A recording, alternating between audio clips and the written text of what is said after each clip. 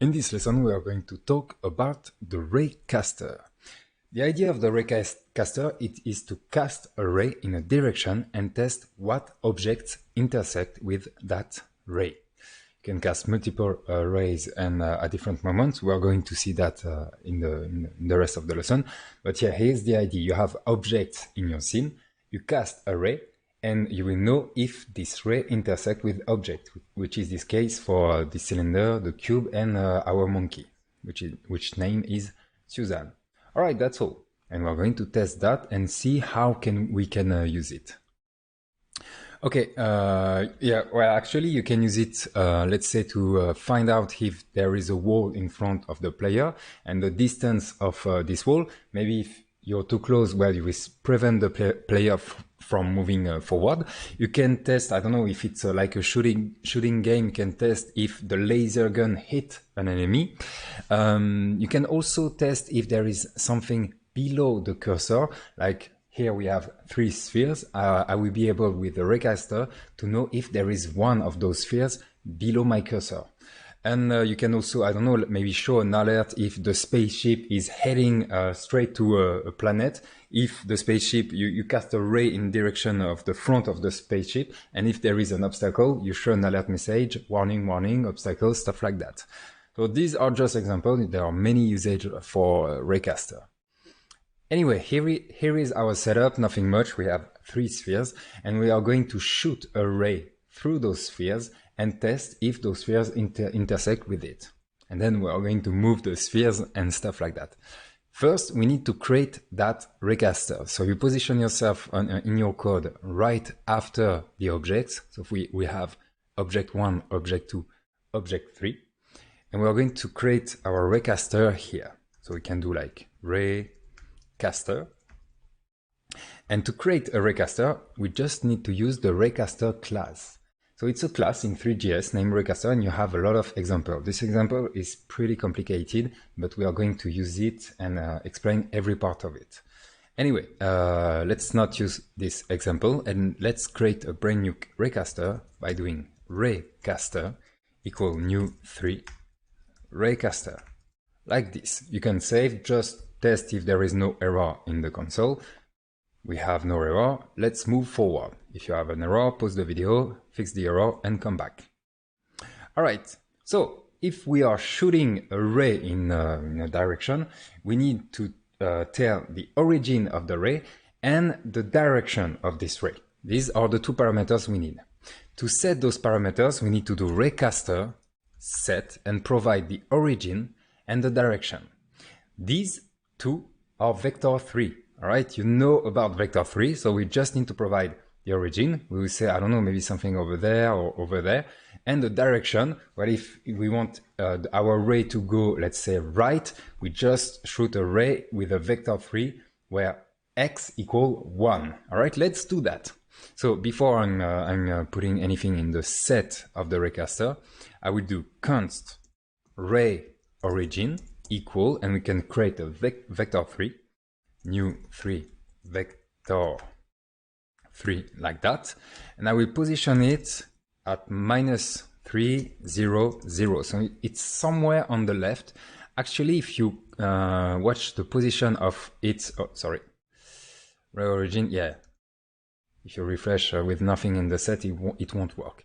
We can guess where the -3 on the x-axis is going to be, because we know that our object 1 has position x -2, so this one is x -2, and we use -3 on the x, so the ray is somewhere over there. All right, and if we shoot through all the spheres, we are supposedly we are going to have 3 intersecting objects.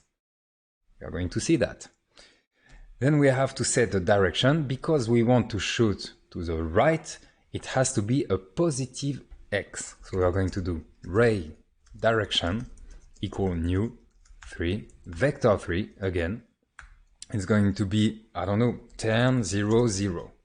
And this part is important because a ray direction has to be normalized. What is a normalized value? We already talked a little about normalizing things. It's when your vector 3, its length is 1. And we can test that. Currently, we put 10 here, which is wrong because we need it to have a length of 1. What we can do is just put 1. I know, but sometimes you have a more complex thing, like, I don't know, something like that, and something like that. If you want it to be 1, what are you supposed to put as those values? To have the same direction, but a length of 1. Good luck finding out. There is an easy solution. What you can do is call redirection normalize. Like this. If you call the normalize method on the vector 3, the vector 3 will reduce its size so it gets to 1, but keep the direction. And you can find this one in here. Vector 3, normalize. And it's somewhere over there, right here. Convert this vector to a unit vector, that is, set it equal to a vector with the same direction, so it's the same direction, but a length of 1. And you can test its length. If you remember, there is a length method, so you can do length. I will do it before the normalize and after the normalize. All right, I have my ray direction. I log its length, I normalized it, and then I log its length again. And as you can see, at start I have 10 because I put 10 here, and at the end I have 1 after normalizing, but you can have a more complex value like this.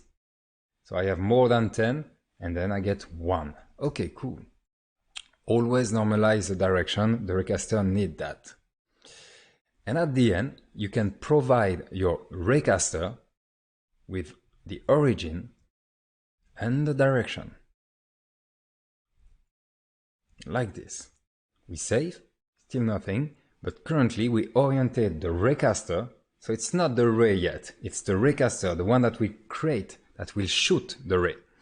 In here, so on our left, and it's looking at our spheres, right? It's supposed to be going through the spheres. Now we can cast a ray and see with what objects the ray intersect. We have two options to cast a ray. On our raycaster, we can call intersect object, and as you can see, it's singular, to test only one object, or intersect objects if you want to provide an array of objects and see in those objects which ones intersect with our ray. So let's use both of them. So we are going to do const intersect like this, equal raycaster, and we use the method intersect object singular. And the parameter has to be just one object. And let's use any of our objects. We are going to use the object 2. Okay, and we can test the result. Let's see what we get. And we get an array with a lot of things inside. I mean, there is one result, but in this result, there is a lot of things inside. Let's test the other one right now before talking about the result. So it's going to be intersects like this. I have trouble writing this part. Equal raycaster, and it's the same but with an S at the end because we are testing multiple objects, and you have to provide an array of objects. So it's going to be an array, object 1, object 2, object 3, like this. And you can log the result just like we did before, but it's plural, so intersects. And we get an error, so I wrote object wrong, object, like this. All right, and we get more result. Remember that the ray currently is going through every spheres, which is why we get that many results in the second one. So the first one is kind of logical. We get one element. If you put your ray, let's say, much higher, I don't know, 10, we get nothing because our ray is currently in the sky doing like this, so we don't really care. We don't get anything because our spheres are at the center of the scene. But if our ray goes through the spheres, we get those results. So this one is supposedly the object 2 because the first log, we only tested the object 2. So if we get a result, it has to be it. And we're going to see the result. And the second one is all 3 objects. We got 3 results because they are all going, the ray is going all through all of them. So let's talk about this result a little more. It might look strange that the first one is an array, because there is only one object. Why should we have an array if there is only one object? Well, it's because you can go through one object multiple times. And here is a good example. This is a donut. I'm shooting a ray through this donut, and as you can see, my ray can go through my donut twice. One time here and one time here, which is why we get potentially multiple results. So be careful with that. It can happen. Why not? Here it's just spheres, so there is only one way of going through, but it might happen to go through an object multiple times. And then let's discover what we have in those arrays. You can concentrate on any of those. It's not that important. Let's open this one and see what is inside. We have a lot of things. An intersection gives you a lot of data. First, you have the distance. And as you can see, the distance is 2.5. All right, so we are shooting an array over here. It's intersecting over here. Well, it's logical that there is 2.5. All right, why not? The face, it's the face of the geometry. Interesting, maybe we can use that. I never use this one, but it can be useful. We also have the face index, just like the face, why not? Maybe you can do something with that. We can know which object has been intersecting with the ray. So this one is going to be useful a little later. So we know if you're testing, I don't know, like 100 objects, well, you want to know which one got intersected with the ray, so you can remove it or make it explode. I don't know, it's up to you. Well, you can do that with the object property. We also have a point. The point is the position of the collision in 3D space, and because it's in 3D space, well, it's a vector 3. So that you can, I don't know, maybe show an explosion at the exact point where the intersection occurs. And we also have access to the UV. So if your geometry is supporting UV, we know exactly in the UV. Remember the UV coordinates? It's how to position, to place a texture on a geometry. You can have this exact 2D coordinates for the UV, and you can use that in a very specific project. I did use it in some project. All right, that's great. It's working fine. But what if our spheres are animated? I don't know, they are moving, like it's targets and you have to shoot the targets. Well, the idea is that first we are going to animate the sphere and we are going to do a test on each frame. Be careful, using the ray to test collisions, to test intersections can be quite heavy, especially if you have a lot of objects with a lot of complex geometries. So try to do it as less as possible. But anyway, if you want to test on objects that are animated, you will have to do it on each frame. So yeah, first what we can do is remove all of this. All right, we just keep the raycaster. Okay, so remove everything we did for the raycaster. We are going to do it again. No, don't worry. Maybe you can just comment. It's up to you. But me, I'm going to remove everything. Then we are going to update the spheres and we are going to make them wave just like that. All right. And you probably know how to do this now, because doing a wave animation, we can just use sinus or cosinus. So let's animate the object, animate objects, and we are going to do object 1. Position, because I want it to go up and down, it's on the y-axis. Now we do a simple math scene, and I'm going to use the elapsed time. And if you just want to test, you can just do that. All right. And as you can see, my ball seems to be going up and down. The distance is 1 by default, so it's 1 up and 1 down, which is why we get this result.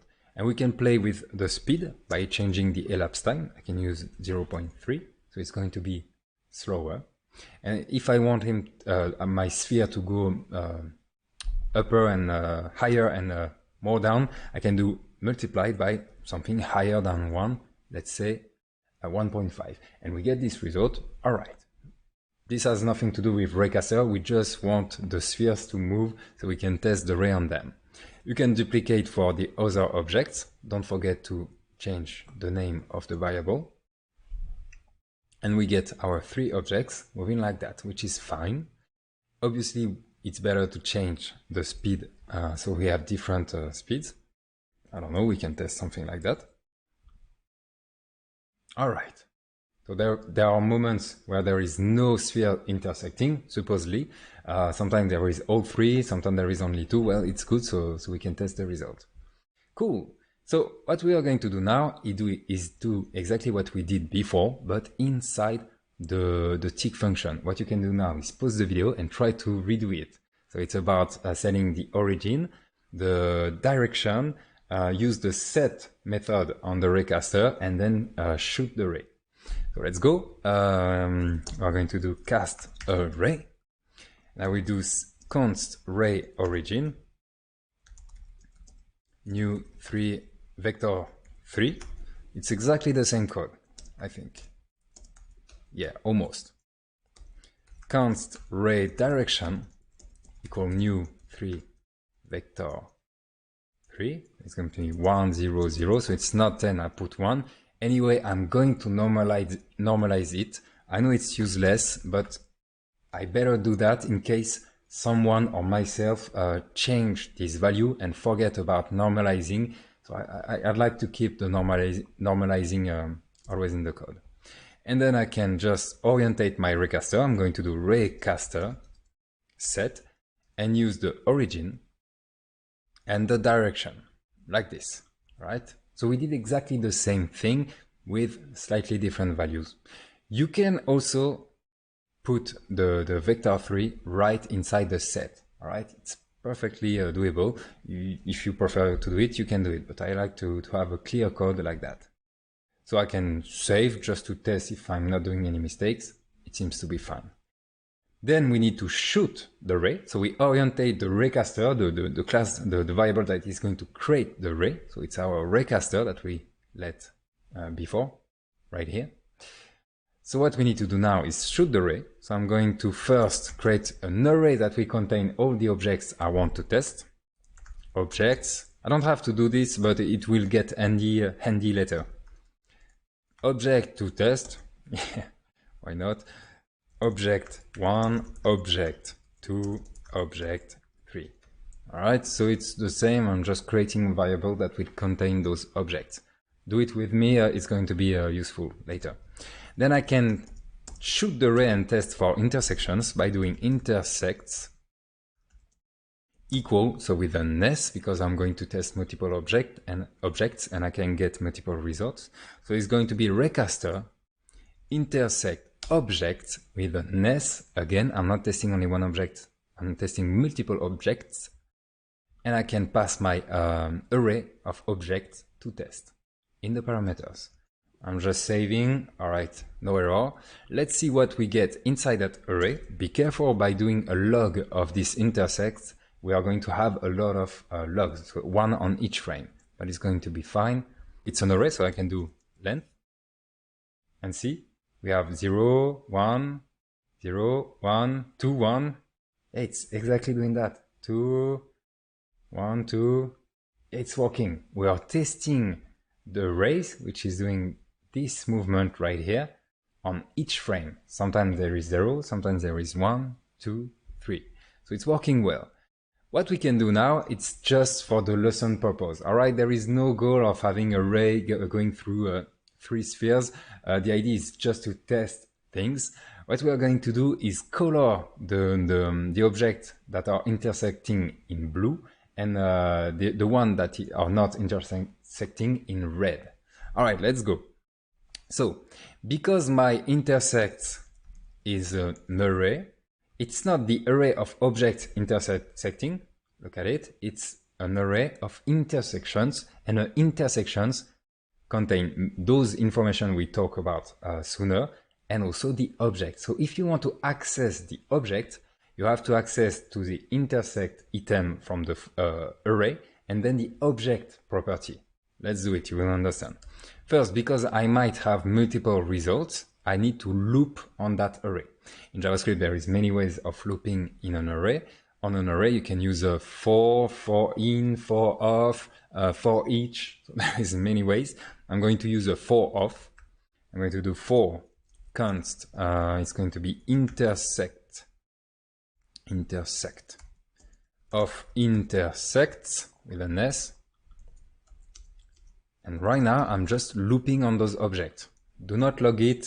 There is we have a lot inside, so I'm going to remove it. Anyway, it's working, which was what I wanted to test. So if I want to access the object itself, I can do intersect object, all right? Because the object, the mesh, is inside the object property. As you can see, I get meshes. All right, let's remove it. I don't want to crash my computer. And then, now that we have access to the sphere mesh, to the object, the concerned object, we can do object, material to access its material, color to access its color, and to change a color, you remember maybe that a color is a 3 color, so it's the class color. I can show it to you right here.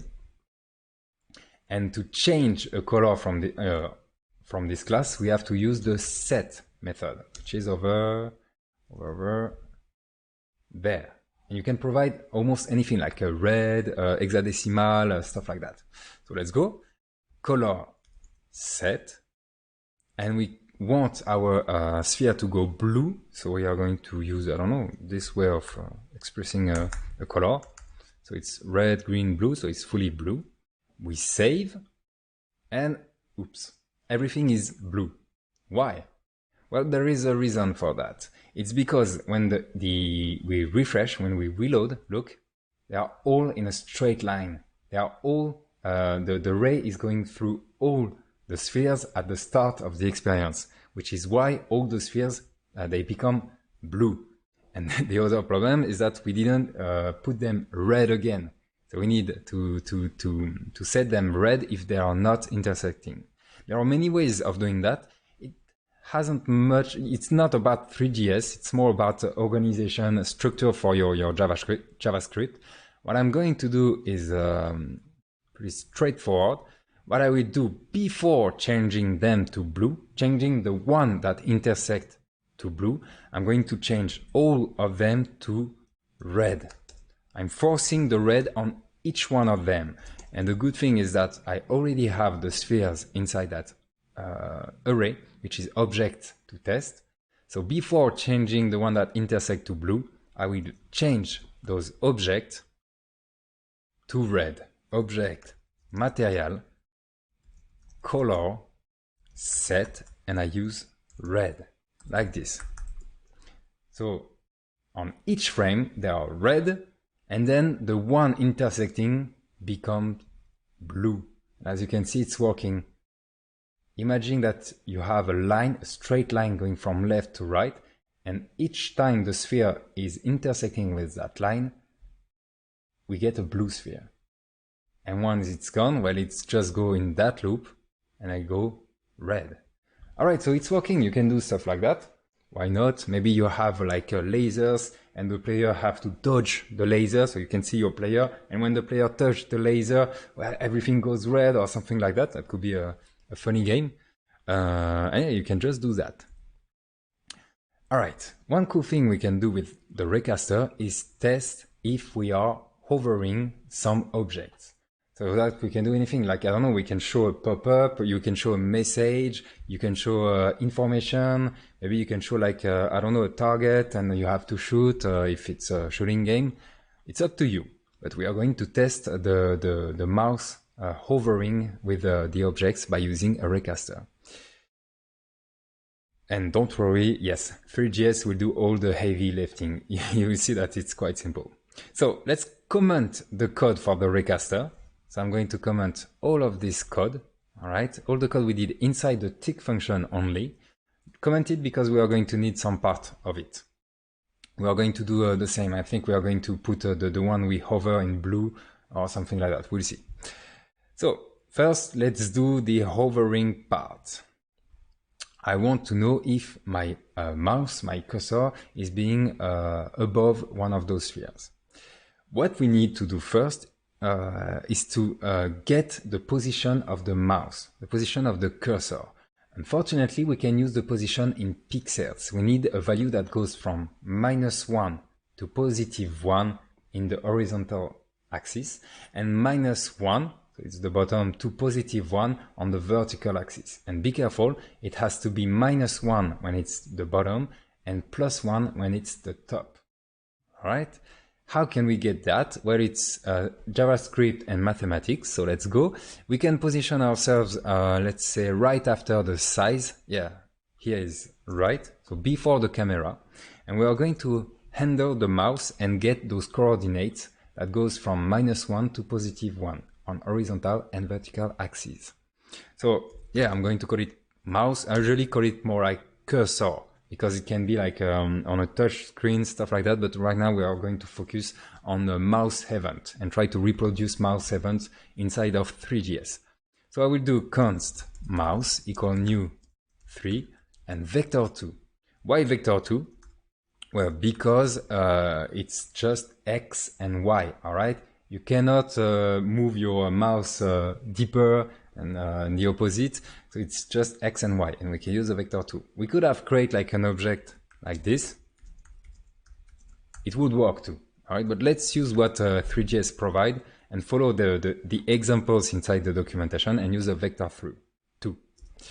Then we need to know when the mouse moves, and we can do that in JavaScript by using window, add event listener. You can also do it on the canvas, but our canvas is filling the window, so it's the same result. I will use window. And the event is mouse move, like this.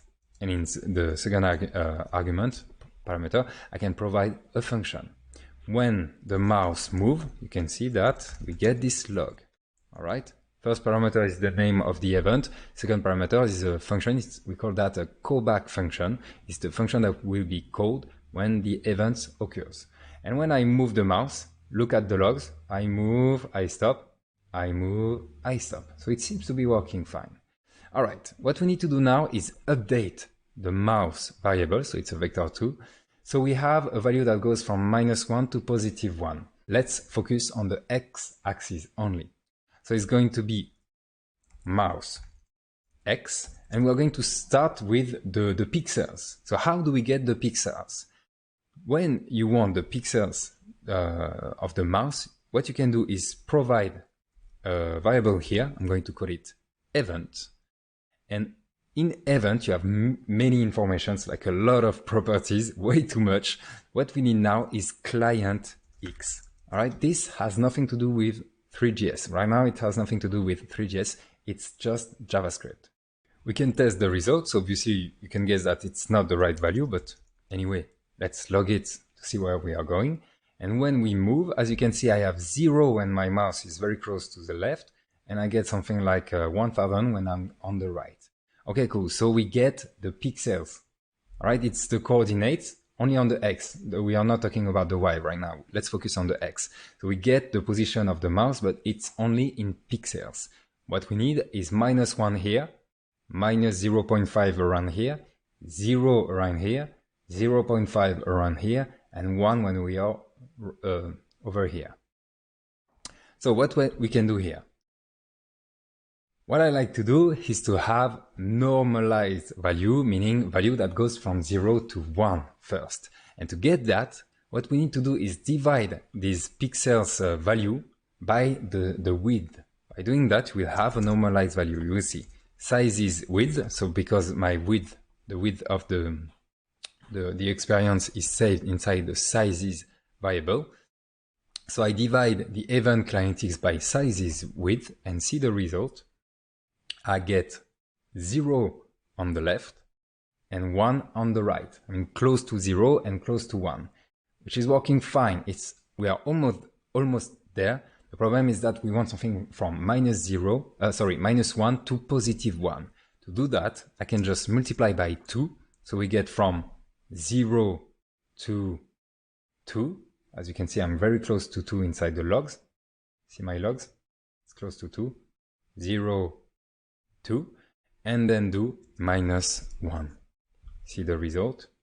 I get -1, close to -1, and 1. And if my cursor is close to the center, I get something very close to 0. So everything is working fine right now.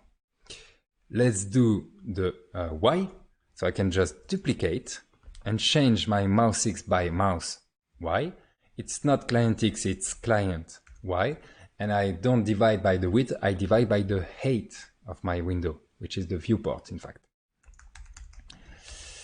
Then I can test in the logs.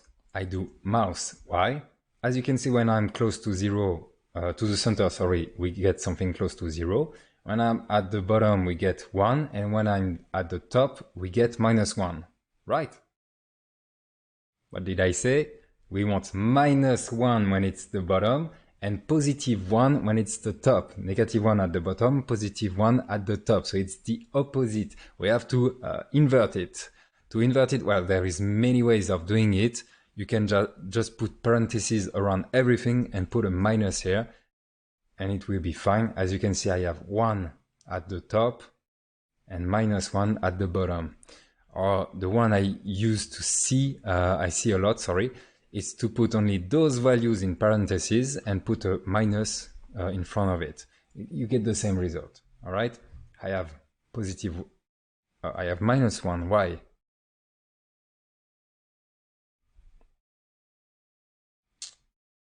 Oh yeah, and you have to do +1. Oh yeah, which is why I don't really like this one. But anyway, people seem to like this version, so let's use it. So I invert the value of it's -1, so I multiply by 2 and then I add 1. It's another way of getting the same result. You can do whatever you want as long as you have +1 on the top and -1 on the bottom. Okay, that's cool. So we have our coordinates, our mouse coordinates inside out mouse variable. We can remove the log. And instead of shooting the ray here, we're going to do it in the tick. Why? Well, because there are some brothers that are firing mouse move more than the frame rate. It's strange. I don't know why exactly some brothers are still doing this, but anyway, it can happen that you fire more, that the JavaScript will fire more mouse move event than the frame rate. All right, so it's better to do it on the frame rate. We have this value. This value is right. We have the right X and the right Y. Let's not touch this part of the code and go to the tick and just use the mouse. And you will see that it's pretty simple. Thanks to 3GS. What we need to do here, instead of trying to guess the ray origin, yeah, probably the camera, the ray direction, oh wow, we are going to do like angle, stuff like that to calculate the direction. No, there is a much more simple solution. We are going to do raycaster, set from camera. You provide the mouse coordinates, so the mouse coordinate that goes from -1 to +1 in horizontal and vertical, and the camera you're using right now. And we only have one camera in our code, which is this one. All right, it's the only camera we have. So you do that just like this, and that's all. Your ray is now positioned, your raycaster is at the right position, and it's oriented in the right direction, which is great. You just have to do that. What we can do next is exactly what we did before. So I can remove this part. I'm going to test those objects. So object 1, object 2, object 3. I'm going to get the one that intersects with the ray. So the one that seems to be starting from the camera and going at the cursor position. Then I'm going to put to make all the sphere red. So all the spheres, we don't care about the one intersecting, they are all red. And then the one that intersect are getting back to blue, like this. So this part is exactly the same. I just uncomment this part. We already did that. If you want to do it again, just to practice, go ahead. It's good exercise. So let's test. Nice. As you can see, the sphere, only the one that I'm hovering are getting blue, and the other one are stay red. One interesting thing is that you can have multiple ones. Let me see. Yeah. Oh, it's hard to have them all together. Yeah, see? Because the ray is going through everything. We could have tested only the first one, the closest one. By default, it's in the distance order. So if you get multiple values, well, you can just take the first one and set it blue, and you will be sure that you won't make multiple spheres blue. Anyway, that's not the goal of this exercise. Let's go a little further. Many times my students ask how can we be notified when we did a mouse enter, just the mouse enter.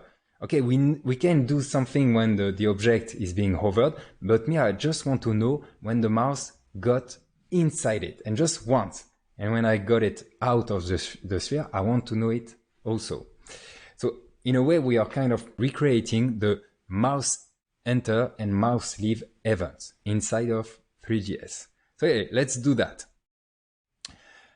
The solution is by creating what I call a witness variable. I think I'm the only one saying the witness variable. It's a variable that we say, yeah, there is something being hovered and that's the object. All right, it's a witness. By default, this variable will contain null, that no, there is nothing being hovered. All right, and if something is being hovered, this value will contain, yeah, that's the object being hovered. Then, when we test if an object intersects, we are going to test if there was an object intersecting before. If not, well, it's new. It means that we didn't have anything hovered right before, but now we have. That means that there have been a mouse enter occurs. At the opposite, if suddenly the witness say, oh, there is no object being hovered, but there was one right before, that means an event leave occurred. All right. I know it's kind of hard, and I'm pretty bad at explaining this part, but I hope by doing it you will understand. First, we need that witness variable. I'm going to create it here. Maybe it's not the best way. You can put it like in the Raycaster part. It depends on your project actually, but right now our project doesn't make sense, so we are going to put it there. Intersect like this. So this is our witness variable. Currently, there is no current intersect, all right? No object are intersecting right now. Then we test the object, just like we did before. So we do set from camera, we test those objects, and instead of doing all of this, we could have let this one. It's up to you. You can let them actually. Let's let them. Let's do the code after. What we are going to do is test if intersect length. So it's if there is something inside of it, I can just log it, something being hovered. Let's do slow. And here, nothing being hovered. Because intersect is an array, you can get the length of an array. If the length is 0, we will go here inside the else, so nothing being hovered. And if the length is equal to anything like 1, 2, 3, 1 billion, we don't care, at least someone that more than 0, we get inside the if, so we will get something being hovered. And if I test that, I get something being hovered, and if I move out, nothing being hovered, something being hovered, nothing being hovered. All right, so in a way we are not doing anything but just telling something that there is something over, there is nothing over. What we will do now is update the intersect, the current intersect. Here we are going to do current intersect equal, and we are going to take the first value of the array. Because it's an array, we can access the values like this, and the first one is at the index 0. And if nothing is intersecting, well, we can do equal null. All right. Yet again, we are not doing much here. But because we now know if there is something inside that variable or not, before updating that variable, we are going to test if, so right now we are putting something inside. What we are going to do is if there were nothing, so equal null inside, if suddenly there is something inside, but right before there was nothing inside, we can do mouse enter. It means that it's new. That before we were not hovering any object, and suddenly we are, well, it's a mouse enter event. And we can do the opposite right here by saying if there was something inside the witness variable, the current intersect, and suddenly there is none, we can do mouse leave and see the logs. mouse enter, mouse leave, mouse enter, mouse leave, mouse enter, mouse leave, mouse enter, mouse leave. It's working fine. Great. This part is quite hard, I know, and I'm bad at explaining. If you didn't understand, that's my fault, sorry. Anyway, you can use this code just like it and have those kind of events, and you can do code, I don't know, maybe you can do show a message or stuff like that. And if you leave it, you hide the message.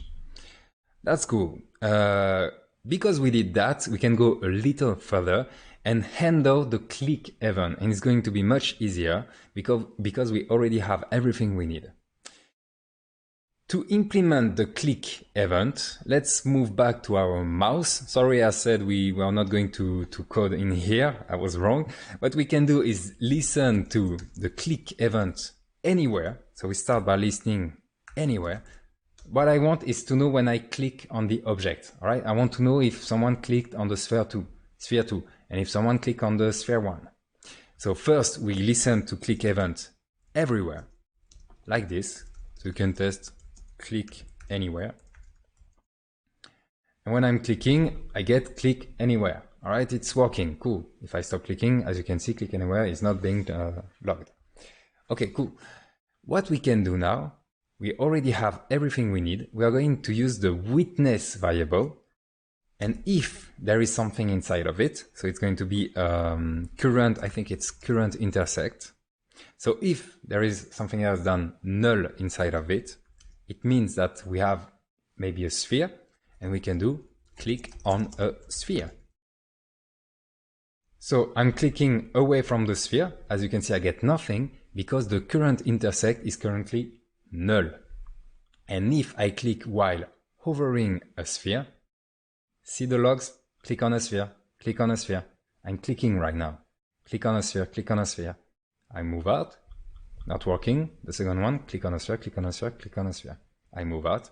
The third one, harder to click. You can do a shooting game right now. Like you have targets and you have to click on the target fast. And it's working. So we did it. We reproduced the mouse enter, mouse leave, and mouse click events by using only 3GS and JavaScript. That's cool. We can go just a little further. If you want to know which sphere has been clicked on, well, it's still simple JavaScript. What you can do is if current intersect equal, so it's not current intersect. This is the intersect item. So it's intersect, current intersect, object. You have to test the object property. Remember that the array you get by doing intersect objects. So this array right here gives you intersect elements, which are objects that contains a lot of data. And the part we are interested in is the object property. So it's the mesh being concerned by the click, by the array, by the intersection. So if current intersect object equal object 1, click on object 1. So it's the sphere 1. And as you can see, I'm clicking, click on the sphere 1. And you can do the same for the other by using else. So if it's the object 2, well, you can log, click on object 2. And if it's the object 3, you can log, click on object 3. Let's test the result. Object 3, object 2, object 1, and it's working fine. Okay, that's cool. In the example, I use a switch, but it's exactly the same as that. Maybe I can just show you the result. You do a switch. For those who don't know about switch, it's exactly the same. You can do if, else if you prefer, do it. But if you want to use a switch, it will look something like that. Object 1. I'm going to log this part. And don't forget the break. Always do the break, unless you know exactly what you are doing. It's not mandatory, but there is a reason not to put a break. And people usually don't even know this feature and don't even use this feature. Anyway, this is the same thing, but with a switch case. All right, if I click on this one, I get object 1, object 2, object 3, and it's working fine. So yeah, using the recaster can be hard, I know, but we understand how it works. It's just about firing a ray in a direction. If you want to do mouse stuff, you can just use the set from camera method so that the 3GS will put the right origin and the right direction. You just have to provide this mouse vector2 coordinates. And you can do a lot of things, a lot of interaction with it. And that's all for the Raycaster. See you in the next lesson.